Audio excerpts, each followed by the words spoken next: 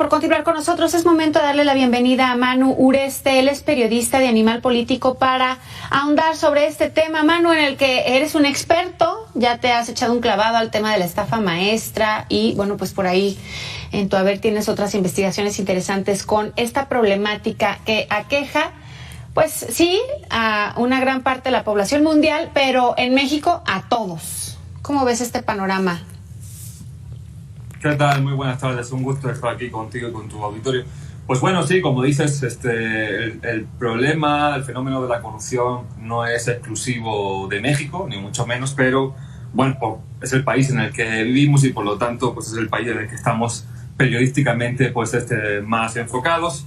Pues yo veo, no sé, en el gobierno actual que prometía, ¿no?, este combate a la corrupción. Ya estamos prácticamente de salida de este sexenio, queda ya menos de un año, y creo francamente pues que sí queda de ver mucho ese combate a la corrupción. Vemos que hay casos emblemáticos de corrupción, como bien mencionabas, el de la estafa maestra, que continúan pues ya prácticamente saliendo de este sexenio, continúan en la impunidad.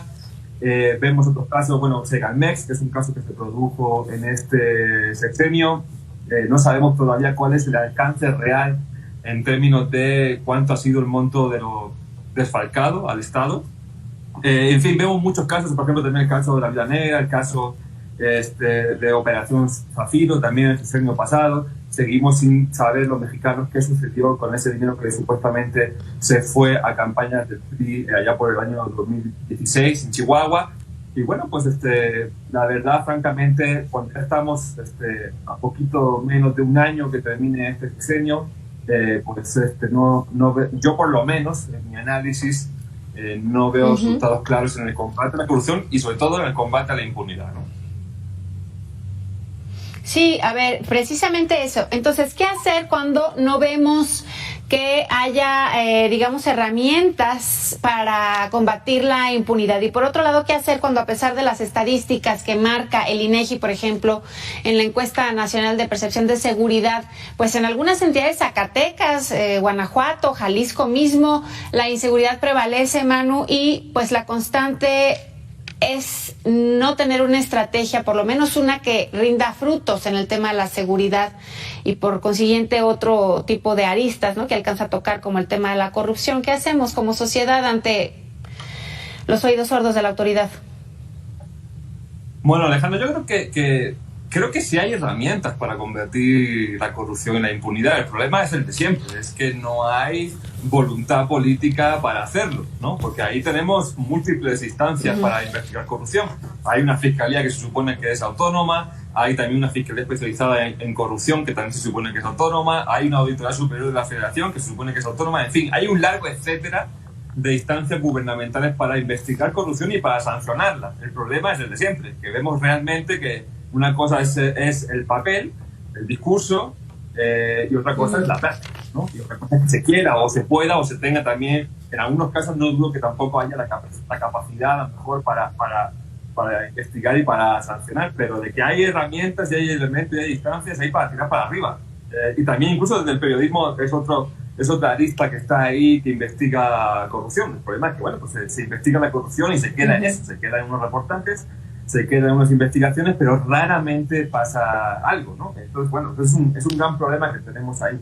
Y en el tema de la violencia, pues también es otra arista que creo que en las sexenio, pues también, en mi punto de vista, también se queda de ver. Digo, las cifras, las estadísticas están ahí. Hace poquito también publicamos en Animal Político una investigación que se llama México destruyendo el futuro, que versa sobre cómo, a pesar de esta guerra contra el narcotráfico que inició ya hace un tiempo, en el 2007, y cómo después el siguiente sexenio de Peña Nieto, y cómo ahora, a pesar del desembolso multimillonario de más de 70.000, 100.000 millones de pesos en becas para jóvenes, pues vemos que los jóvenes siguen siendo hoy día de los principales afectados por el crimen organizado en dos aspectos. Uno, siendo reclutados por el crimen organizado, ya sea de manera forzosa o porque no tienen oportunidades educativas, laborales, de futuro, etcétera, o bien también como perpetradores de delitos vinculados al crimen organizado. Esto está ahí, las estadísticas están ahí, las historias están ahí, no hace falta tampoco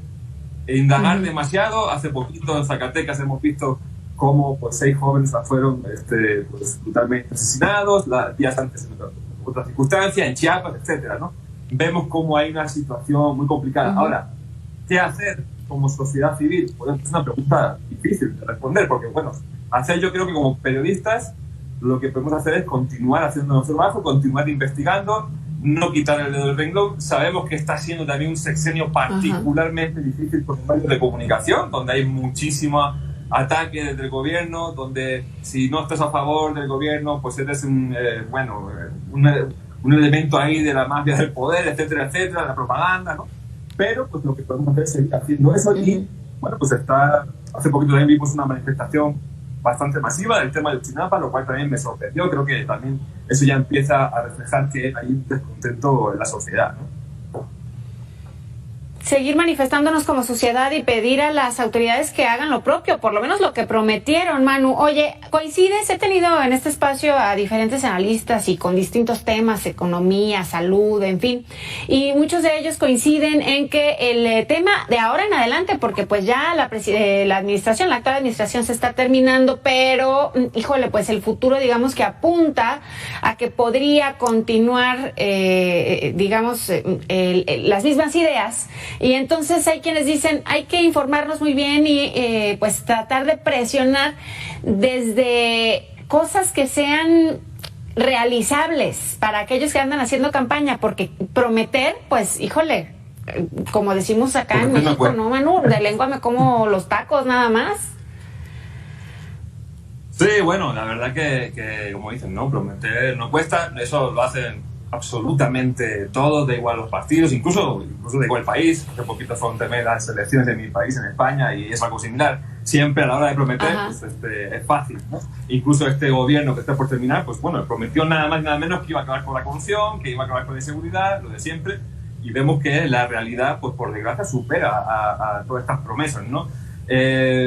Como dices, parece que el siguiente proceso electoral va a estar muy definido por quién va a ser el candidato de Morena, que parece que todo apunta que va a tener muchas opciones de repetir la presidencia. También eso creo que debe llamar la atención a la oposición, ¿no? ¿Qué está haciendo la oposición en este país para que aún a pesar de estos resultados tan negativos en materia, por ejemplo, de inseguridad y de combate a la corrupción, pues a pesar de eso tienen muchas probabilidades o posibilidades de repetir? Pero pues sí, o sea, como ciudadanos no nos queda más que estar muy atentos a cuáles serán las propuestas. Nosotros, te digo, como periodistas, también políticos, por ejemplo, estamos muy atentos a todo lo que se dice. Hacemos un apartado de fact-checking, ¿no? De fact-checking para corroborar esto que está diciendo, esto que está prometiendo, es real, no es real, es posible, es imposible, está mintiendo sobre estos datos, los está utilizando de manera engañosa. Por eso también invito, ¿no? A todos los que nos ven a que chequen la sección de Desagüeso de Animal Político, porque ahí hacemos un escrutinio muy detallado de todos, digamos, del presidente hasta la oposición. O sea, no tenemos una particular fijación con nadie, simplemente lo que hacemos es checar el discurso público, qué tan real, qué tan hay desinformación, qué tan irrealizable, ¿no? Y creo que para esta campaña electoral va a ser muy importante este tipo de ejercicios para poder estar bien informados y tomar una decisión informada. Así es, pues a informarnos para tomar mejores decisiones, como ya bien lo mencionas, Manu. Espero platicar contigo más adelante con un panorama más amigable en este país, al menos en el tema de la corrupción. Gracias por tu tiempo esta tarde y nos vemos muy pronto. A usted que está en casa, le invito a hacer una pausa, regresamos.